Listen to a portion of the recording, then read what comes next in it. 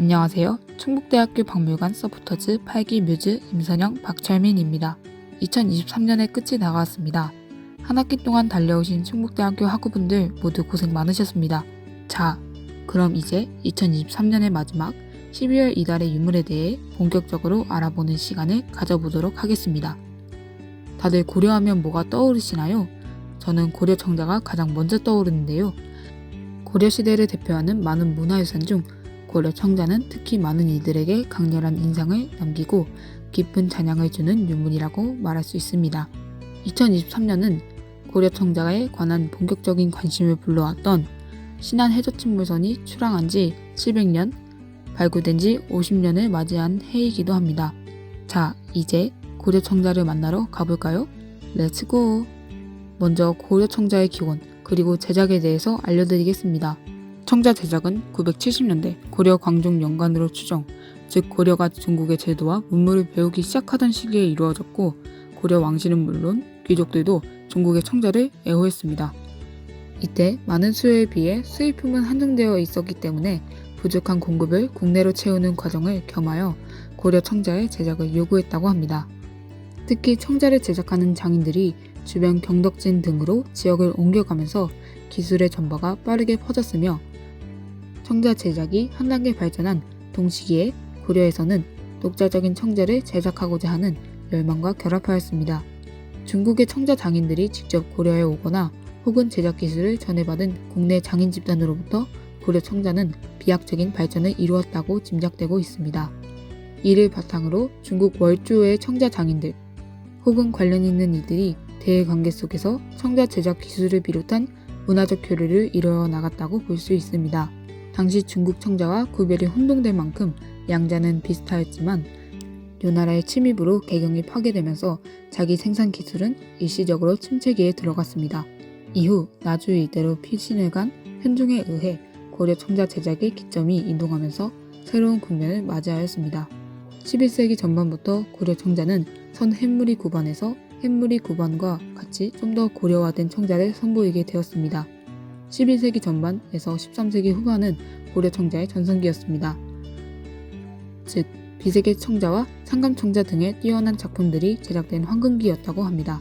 12세기 후반부터 청자 제작이 활발해져 전국에 수많은 가마가 만들어졌으며, 또한 음각, 양각, 철화기법이 각기 다른 가마에 쓰이면서 기형 역시 다양해지고 문양의 섬세하고 화려함을 더하였고 특유의 색감을 더해갔습니다. 이로써 개경을 중심으로 하는 왕실과 귀족, 관청 소용의 비색 청자가 거듭하였으며 지방의 관청, 사찰, 서민의 요구도 증가하기 시작하였습니다. 고려 청자와 관련하여 대표적인 사례에는 유적 출토와 해저 침몰선이 있습니다. 특히 각각의 고려시대 수도였던 개성에 위치한 고려 공성 만월대, 고려시대 좋은 운종 경로상에 위치한 서해안 일대 신안 태안 등에 주목하고자 합니다. 통일국가 고려의 수도였던 개성에 있는 고려 궁성이 다시 세상에 드러나게 된 시점은 2007년부터 시작된 남북 공동 발굴 조사에서 비롯되었습니다. 특히 고려시대 전 시기에 걸친 다양한 기종의 고려 청자가 출토되어 많은 관심을 모으기도 하였습니다. 통일국가 고려는 해도를 이용하여 대외관계를 지속하였고 선박을 활용해 운송을 이어나갔습니다. 바닷길을 통해 외국 사절단이 오가거나 국제무역이 성행하였으며 각 지방에서 생산된 물자가 중앙으로 이동하면서 국가를 사회경제적으로 지탱한 셈이었습니다. 그러나 악조건으로 인하여 항해 도중 침몰하는 사고가 많았습니다. 다행히 서해바다가 갯벌이어서 각종 물자는 진공 상태로 보존될 수 있었고 수중 발굴 과정을 통해 보물로서 드러나고 있다고 합니다. 충북대학교 박물관 소장품은 향, 무안, 접시, 병, 잔, 합 등으로 다양한 용도인 가운데 국화문 같은 문양이 두드러지는 유물을 중심으로 한정하여 위와 같은 유물들이 있습니다.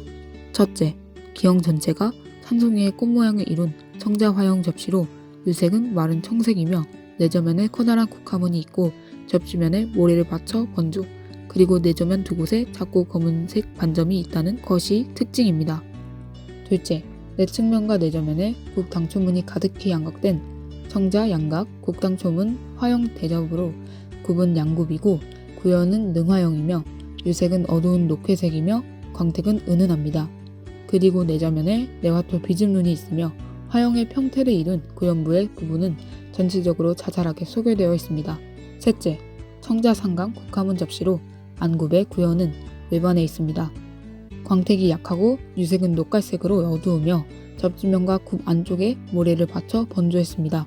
청자는 흐린 회색 바탕에 테토를 이용해 만들어지며 표면에 초록이 섞인 유약을 입혀 푸른 빛으로 영롱하고 투명색에 가까운 비치색으로 밝습니다. 그래서 열성 과정을 거친 청자는 회색 바탕의 녹청빛으로 보입니다. 고려 청자는 12세기 전반에 순청자로 시작해 유례없는 독특한 아름다움을 표현했고 12세기 중엽에 유약을 맑고 밝게 발전시켜 상감청자를 꽃피웠습니다. 중국 청자가 색이 진하고 유약이 불투명하며 예리하면서 장중한 데에 비하여 고려 청자는 은은하면서 맑은 비색, 유려한 선의 흐름, 탄력있고 생동감이 넘치는 형태, 기묘가 일체를 이룬 회화적 문양, 시적이고 운치 있는 물상 등으로 특색을 갖췄습니다. 고려 청자는 한국의 미감을 보여주는 대표적인 문화유산입니다. 구름 사이에서 흰 학이 놀고 있는 듯한 아름다움을 감상할 수 있을 것입니다. 지금까지 고려 청자에 대해 알아보았는데요. 고려시대가 창조해낸 다양한 청자를 둘러보며 독특한 아름다움을 느낄 수 있었습니다. 한국의 미학을 자랑하는 고려 청자. 이 고려 청자를 관람하러 충북대학교 박물관에 오시는 건 어떨까요? 지금까지 충북대학교 박물관 서포터즈 8기 뮤즈 임선영 박철민이었습니다. 감사합니다.